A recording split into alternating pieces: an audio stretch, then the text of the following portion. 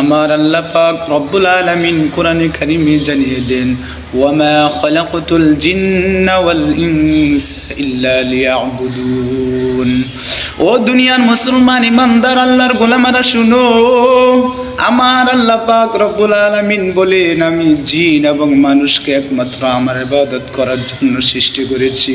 আমার ইবাদতের দ্বারা তারা সন্তুষ্ট লাভ করবি, আর গুনাহের কাছ থেকে তোরা বেঁচে যদি থাকতে পারো, একমাত্র বানানোর কারণ আমার ইবাদত সন্তুষ্টি করার জন্য।